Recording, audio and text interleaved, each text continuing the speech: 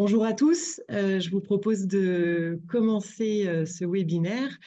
Merci de votre présence ce matin. On est ensemble pour 3/4 d'heure environ. LSN a lancé un partenariat avec Léon Gross pour vous permettre de découvrir l'opportunité du photovoltaïque pour les bâtiments industriels et logistiques. J'accueille du coup Madame Prével et Monsieur Brutel de Léon Gross. L'objectif là sur ces 3/4 d'heure, c'est qu'ils puissent vous présenter l'entreprise Léon Gross, les enjeux autour du photovoltaïque, les bénéfices pour vos bâtiments et aussi ce qui est important, les réglementations qui existent par rapport à la pose de photovoltaïque, aussi bien sur toit que sur ombrière. Je vous laisse la parole, Jacqueline et Frédéric, pour démarrer. Il y a une demi-heure de présentation environ.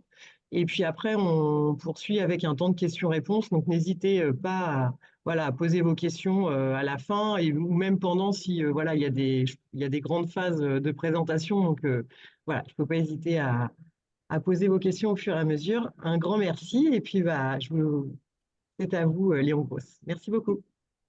Merci beaucoup. Bonjour à tous. En préambule, Stéphanie vous enverra à la fin du webinaire la présentation. Tout à fait. D'abord, je vais commencer par présenter notre entreprise et nous également. Nous sommes donc le groupe Léon Gross, c'est un groupe de construction qui existe depuis 1881, donc depuis plus de 140 ans. 930 millions de chiffre d'affaires annuel, 2700 collaborateurs, avec des implantations sur toute la France, y compris dans votre secteur en Normandie, puisqu'on a une agence à Rouen notamment. Et on a une très grande solidité financière, puisqu'on est coté Banque de France A+. C'est vraiment un gage de durabilité de l'entreprise et de solidité pour les investissements. Léon Gross a souhaité se diversifier il y a maintenant 3 ans dans les énergies renouvelables et pour ce faire a créé la filiale Léon Gross Énergie Renouvelable, donc qui est dédiée aux installations photovoltaïques. Nous sommes qualifiés, bien entendu, Qualibat photovoltaïque. Nous avons des certifications ISO 9001, 14001 et 45001. Et enfin, l'assurance du groupe de construction AXA. Donc, nous avons une excellente couverture assurantielle pour la responsabilité civile et la décennale notamment, qui va au-delà de ce qu'ont les installateurs photovoltaïques habituels. Le groupe Léon Gross a souhaité marquer sa volonté d'investir dans les solutions de transition écologique et sociétale en nous donnant, en se dotant d'une marque, donc la marque Senopé. C'est pourquoi vous verrez dans nos présentations ce logo Senopé, donc qui est la marque de Léon Gross Énergie Renouvelable, qui reste l'entité juridique. Et LSN donc nous fait confiance et nous les remercions pour ce partenariat. Vos interlocuteurs aujourd'hui, donc Frédéric qui est à côté de moi, donc qui est responsable pour votre région des départements 27 et 76, et moi-même pour le Grand Ouest, pour les départements 14, 50 et 61. On vous mettra aussi vos numéros de téléphone, je pensais qu'ils y étaient, mais je ne les ai pas inscrits, donc vous les aurez également. Rapidement, une présentation de vos enjeux à vous, entreprises. Tout d'abord, vous avez besoin de répondre à la transition énergétique. Bien entendu, de maîtriser votre facture énergétique avec des prix d'électricité qui ont fortement augmenté l'an dernier et qui fluctuent encore aujourd'hui. Vous pouvez valoriser vos espaces disponibles. Et il y a un grand volet réglementation qu'on va vous exposer juste après, parce que vous êtes soumis à beaucoup d'obligations. Donc nous, on se propose de répondre à votre besoin en vous proposant des solutions clés en main pour valoriser vos espaces, en vous faisant bénéficier aussi de notre expertise bâtimentaire en tant que constructeur tout corps d'État et de nos garanties. On vous propose, on vous l'expliquera ci-dessous, vous pouvez financer votre installation, soit nous pouvons la financer, moyennant le mécanisme de tiers financement. Et bien sûr, on vous garantit une performance sur la durée. Concernant les réglementations, donc il y en a, là j'en ai noté 6. Certaines concernent les bâtiments existants, d'autres les bâtiments neufs et d'autres les parkings. Concernant les bâtiments existants, vous êtes soumis au décret tertiaire qui date de juillet 2019. Je pense que nombre d'entre vous le connaissent déjà. Ça concerne donc tous les bâtiments à usage tertiaire de plus de 1000 mètres carrés, avec une obligation de réduire la facture, la consommation d'énergie finale par rapport à une année de référence que vous avez choisie entre 2010 et 2020, avec une réduction de 40% à échéance 2030 jusqu'à 60% en 2050. C'est pour vous aider à diminuer vos consommations énergétiques.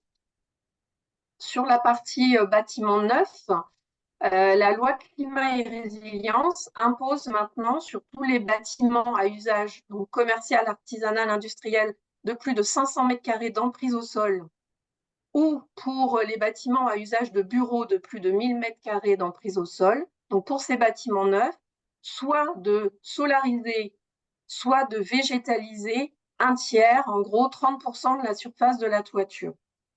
Attention, à partir de 2026, ce taux va passer à 40% et en 2027, il sera de 50%. Donc, ça a des incidences sur la conception de votre bâtiment pour qu'il puisse recevoir soit les panneaux photovoltaïques, soit la végétalisation.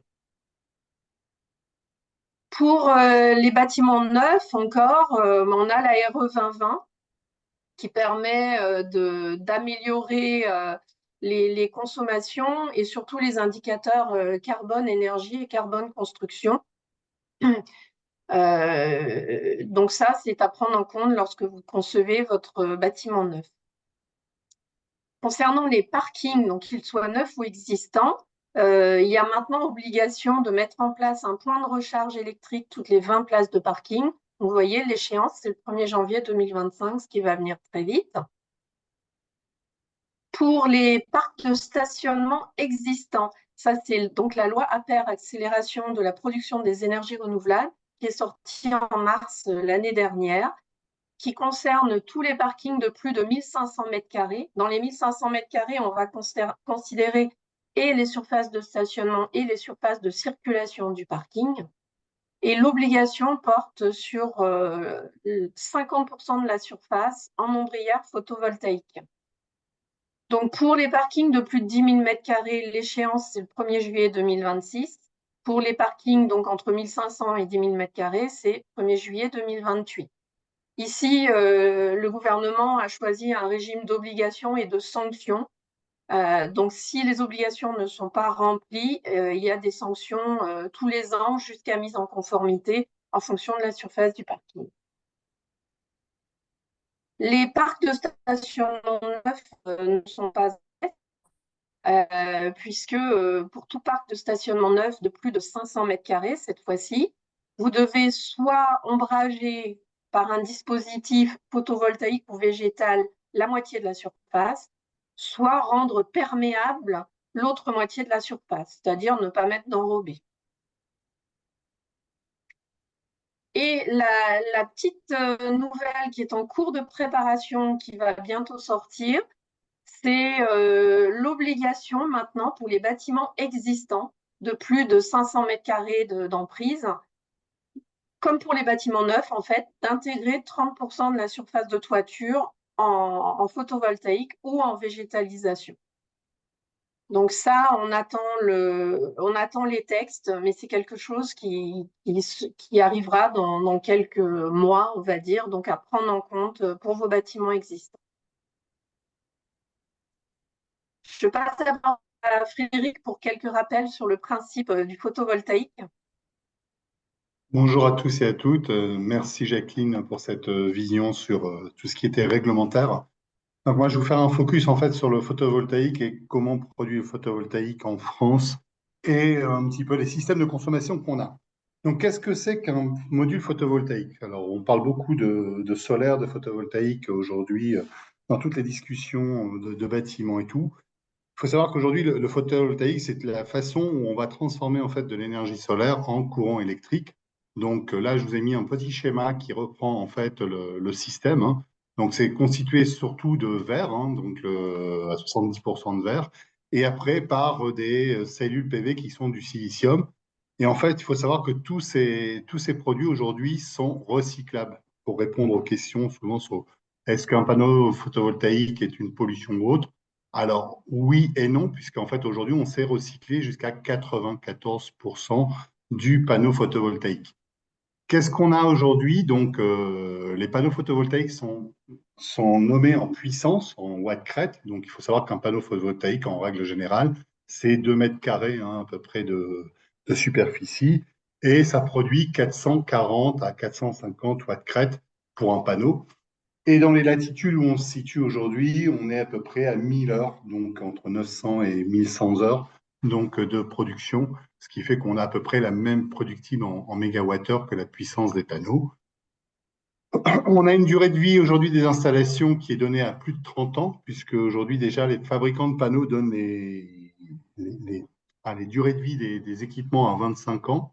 Et il faut savoir qu'à 25 ans, aujourd'hui, on a encore 87-88% du productible.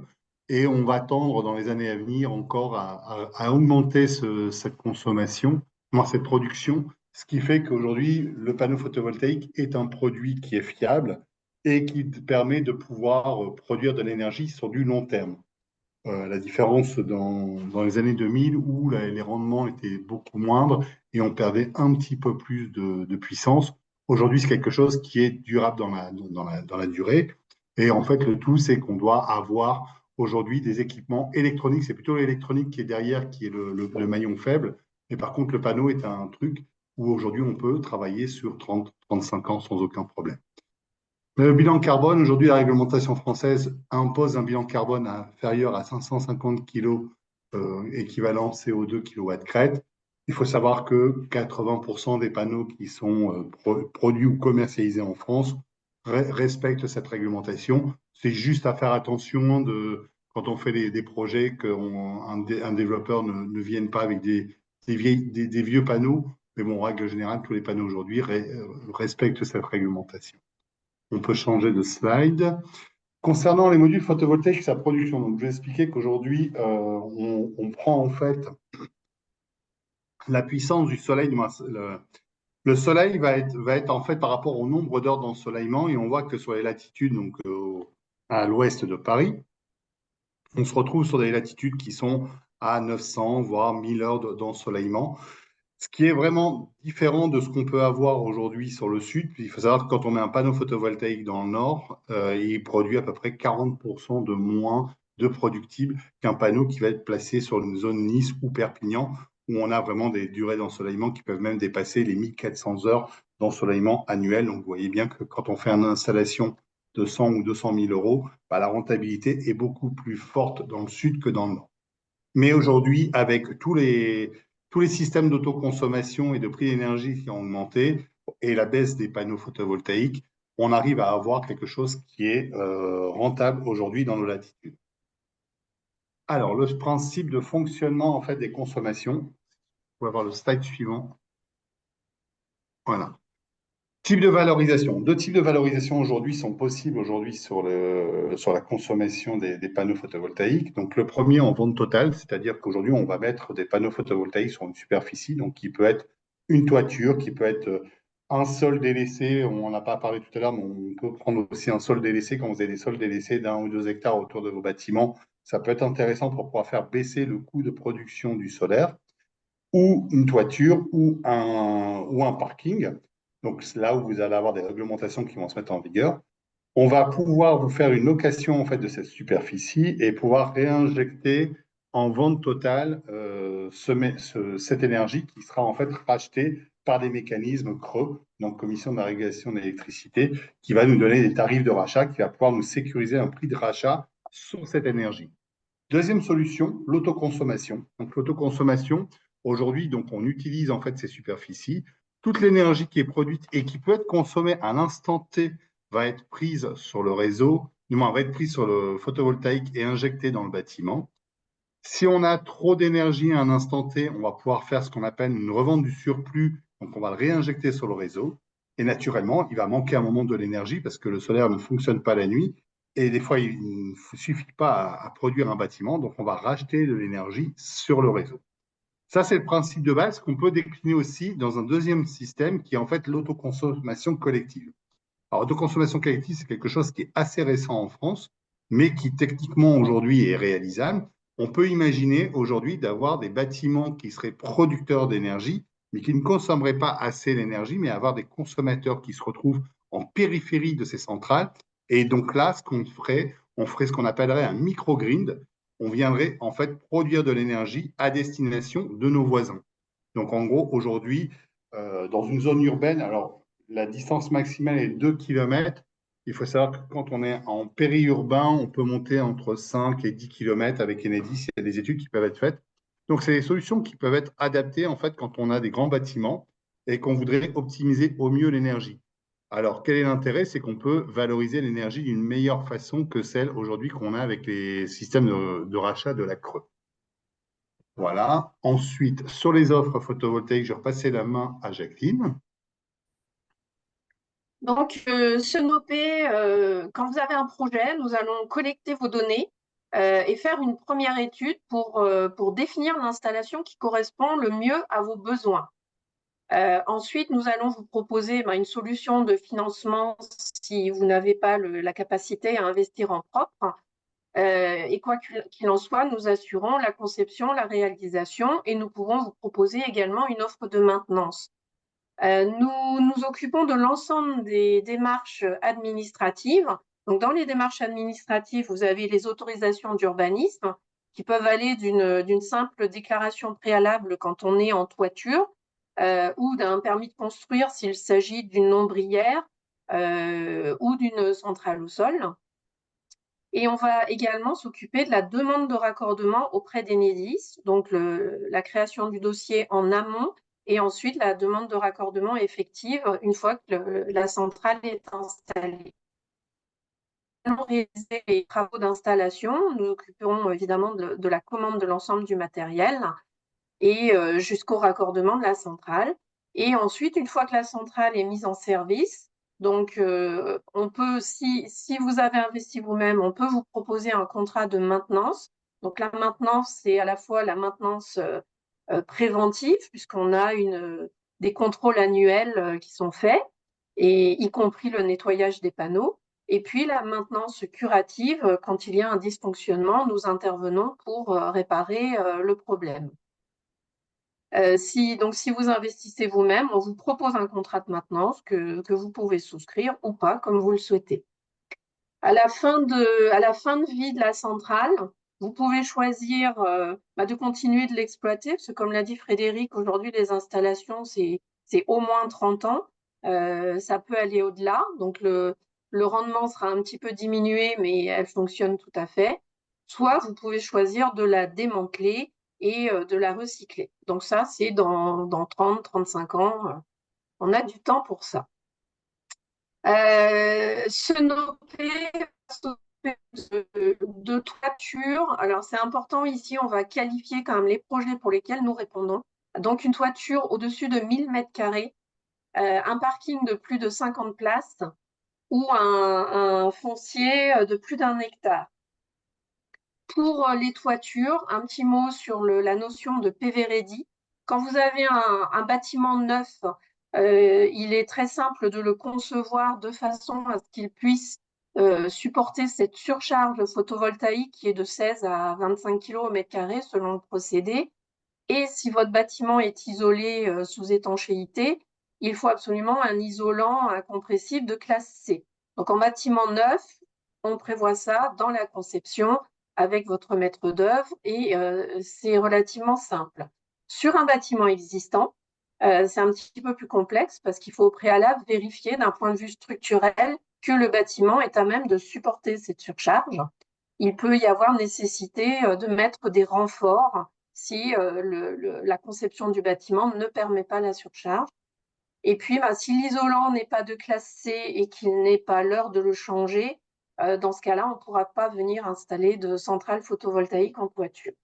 Donc, comme vous l'avez vu tout à l'heure, dans les mois où ou l'année prochaine, la réglementation concernant les bâtiments existants qui va vous imposer de solariser le tiers, les 30% de la surface, il y aura tous ces critères de surcharge et d'isolant à bien vérifier. Ensuite, pour que votre centrale photovoltaïque produise au mieux, l'idéal, c'est d'avoir une exposition sud ou ouest-ouest. Et puis, on a parlé d'autoconsommation avec Frédéric tout à l'heure. Si vous avez des consommations et des factures d'électricité élevées, l'autoconsommation aura vraiment du sens.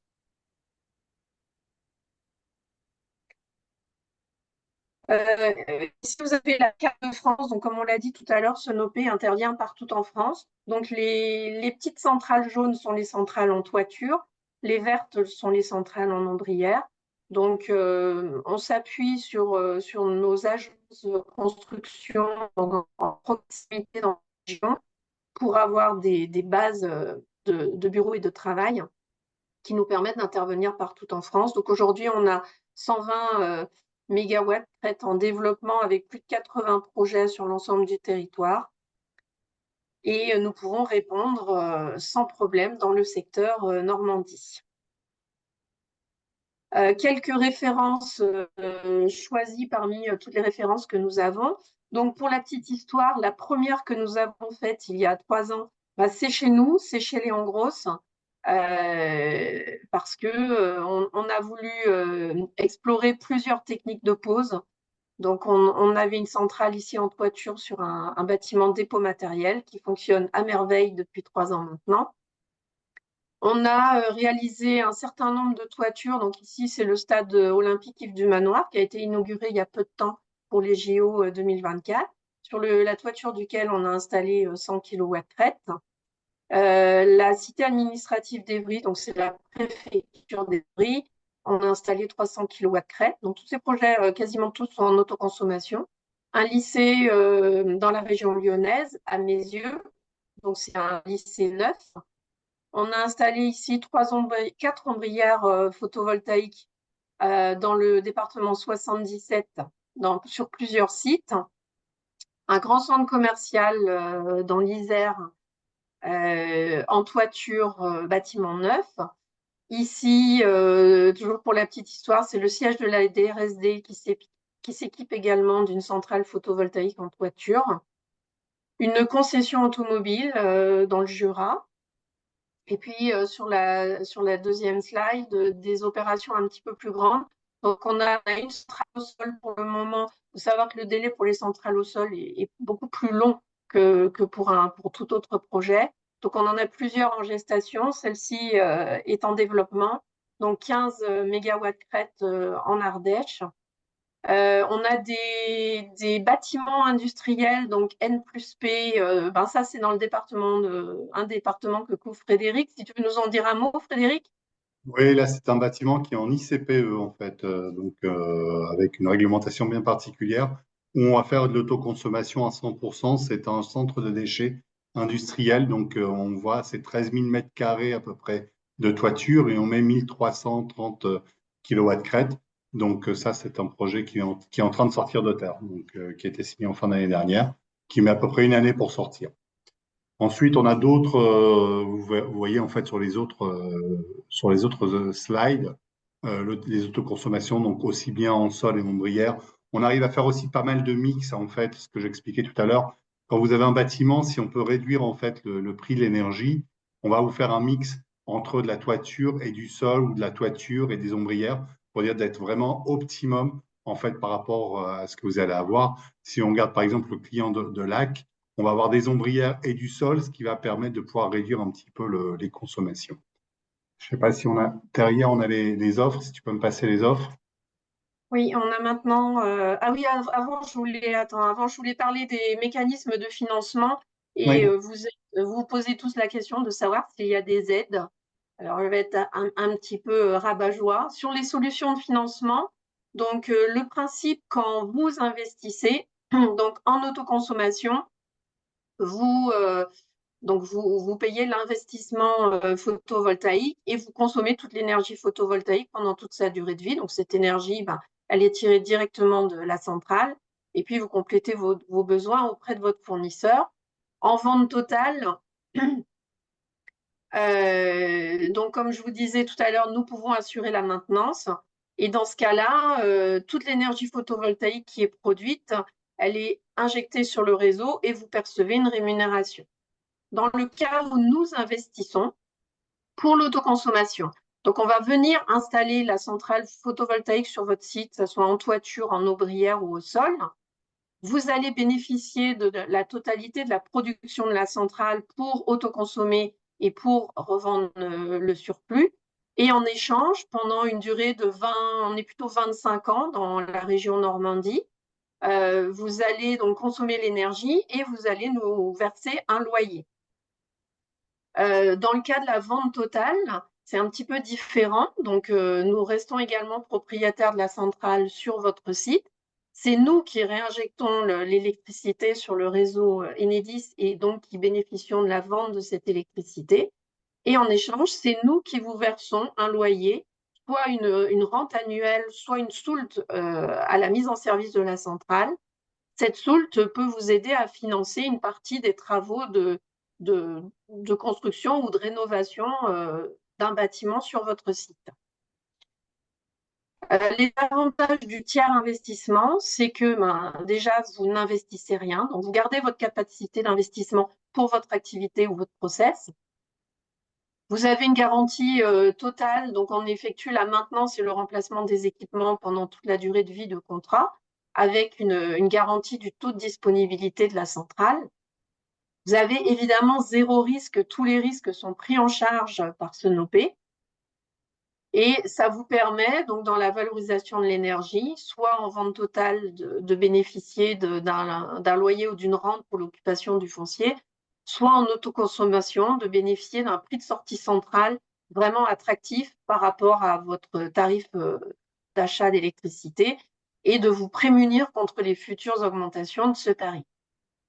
Pour le tiers investissement, je rappelle que Léon Gross a de solides garanties financières avec sa cotation Banque de France. Et puis, nous sommes filiales à 100% avec convention de trésorerie avec la maison mère, donc le groupe Léon Gross.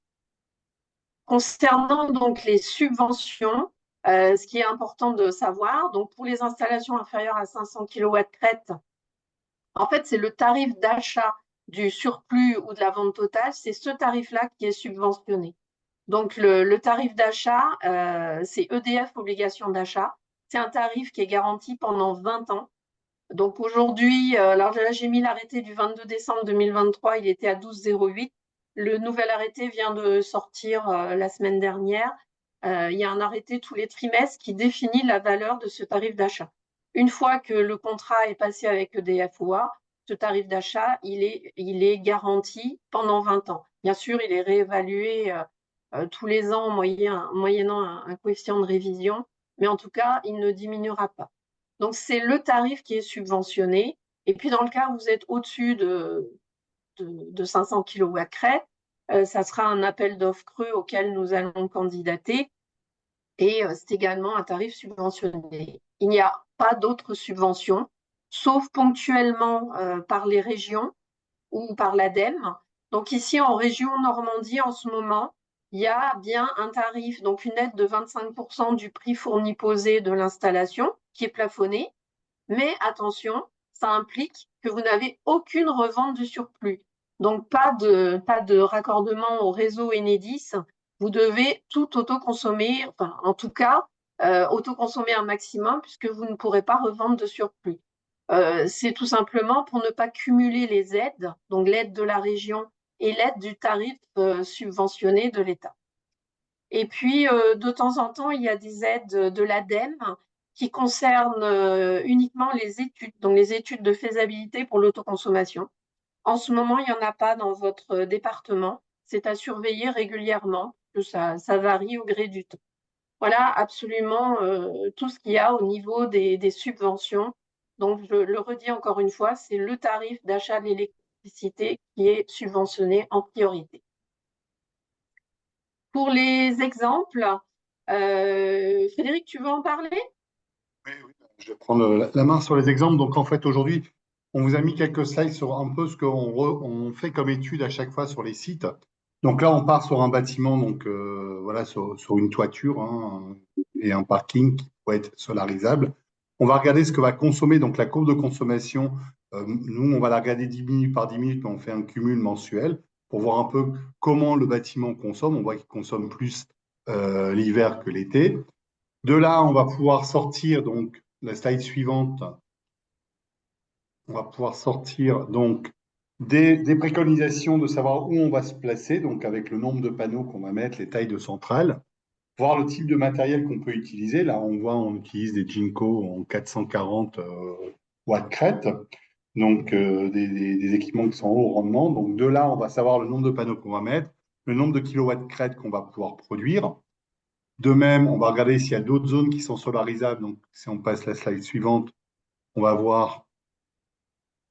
Ça, c'est Donc l'ombrière. de là, Ici, on a un là, on nous portique. avait demandé de faire une ombrière en portique, donc on peut aussi faire un portique. Alors, soit des ombrières simples, doubles, ou là, en l'occurrence, c'est un portique, donc c'est une double ombrière qu'on va mettre en fait avec une ossature métallique galvanisée, où on va pouvoir poser en fait des panneaux dessus. Donc à chaque fois, c'est pareil, on trouve les systèmes d'intégration, les orientations, les inclinaisons, les hauteurs de bâtiments. Ensuite, on peut travailler aussi sur des ombrières doubles à poteaux centrés galvanisés. Donc tout ça, en fait, on va sortir en fait la totalité de tout ce qui est solarisable, faire un bilan de la production qui est faisable sur le site, et à partir de là, on va voir, en fait, l'idée, c'est de pouvoir sortir le productif qu'on va réaliser sur ce bâtiment avec les contraintes techniques qu'on va avoir. Ensuite, on a le raccordement. Ah, tu as été trop vite, t'es passé le raccordement. Et comme je voulais suivre ce que tu Ouais, disais, non, le raccordement, voilà. Là, on est sur le raccordement, au-dessus de l'autre après, sur le raccordement. Voilà. Le raccordement est super important, en fait, dans tous les projets, parce qu'en fait, le raccordement va nécessiter souvent l'intégration, en fait, des réseaux sous terre. Donc, on va être obligé de faire de la VRD. Et donc, ça, naturellement, selon là où on va se raccorder, ça peut faire monter ou pas un projet solaire. C'est une grosse charge, en fait, des projets solaires, c'est de pouvoir se raccorder. Sur tous les projets, je dirais, aller à 250 kW crête, on arrive souvent à se raccorder sur le transfo du client, surtout s'il y a de l'autoconsommation. Maintenant, quand on est sur des grosses puissances, il faut qu'on aille mettre des transfos en périphérie. Et donc, on est sur des puissances assez importantes et voir si on est capable de se raccorder sur les puissances qui sont disponibles. Ensuite, on va faire un bilan énergétique, donc qui est la suite. Sur le bilan énergétique, on va aller chercher la production qu'on retrouve en vert foncé, le productif de la centrale qu'on va trouver en vert un petit peu plus clair, et en deçà de ce qu'on trouve en dessous, c'est ce qu'on va réinjecter sur le réseau. Ça va définir deux taux, le taux d'autoconsommation du projet et le taux d'autoproduction du projet. Donc le taux d'autoproduction, c'est ce que je suis capable de produire sur le site par rapport à ma consommation, et le taux d'autoconsommation, c'est le taux que je vais utiliser par rapport à la production qui va être faite sur le site. Donc ces deux taux vont déterminer en fait l'économie globale du projet, parce que plus on rejette sur le réseau et plus le tarif est moins intéressant par rapport au projet. Et de là, on va vous sortir en fait un retour sur investissement. Il faut savoir que dans les régions Normandie, on est sur des taux de retour sur investissement au plus faible à 7 ans, au plus long 13-14 ans sur les taux de retour sur investissement sur les projets. Tout dépend en fait de là où on va se raccorder, de qu'est-ce qu'on fait de l'énergie et de qu'est-ce qu'on doit mettre sur les toitures en structure ou en ombrière. Voilà, je ne sais pas ce qu'il y avait par la suite. Par la suite, c'est après, bon. Vas-y, voilà, je si, peux si te vous le avez laisser, toi, un, si tu as besoin. C'est le dernier slide. si vous avez un projet, mais écoutez, n'hésitez pas à nous contacter, pardon. Donc, on vous remettra nos coordonnées. On va vous interroger pour comprendre votre besoin et proposer la solution la plus adaptée à ce besoin. Donc, on va parler de vos enjeux, de vos objectifs, de votre degré de maturité du projet. On a besoin de connaître votre prix d'achat d'électricité. On vous demandera un mandat pour nous autoriser à récupérer votre courbe de charge au pas de 10 minutes auprès d'Enedis. C'est très important pour nous, cette courbe de charge, puisque ça permet de la superposer à la courbe de production photovoltaïque et de bien déterminer vos taux d'autoconso et vos taux d'autoproduction. On parlera avec vous du mode de valorisation, on pourra vous conseiller, évidemment en fonction de votre consommation. L'autoconsommation aujourd'hui reste le moyen de valoriser le plus pertinent. On examinera ensemble votre potentiel en toiture, en parking, en sol. Pour la toiture, vous l'avez compris, pour les bâtiments existants, on explorera votre connaissance du bâtiment sur la structure et sur l'étanchéité. Si vous avez des documents à nous transmettre pour qu'on puisse bien les analyser. On aura besoin de connaître la localisation donc, du point de raccordement donc, de votre TGBT ou votre architecture réseau avec vos transformateurs. Pour les ombrières, potentiellement, si vous avez déjà une étude de sol, ben, on la prendra volontiers pour déterminer les meilleures fondations possibles. Et enfin, on vous questionnera également sur votre planning, quels sont vos objectifs en termes de besoins de cette centrale photovoltaïque. Voilà, la présentation est terminée. Maintenant, nous sommes à l'écoute pour vos questions.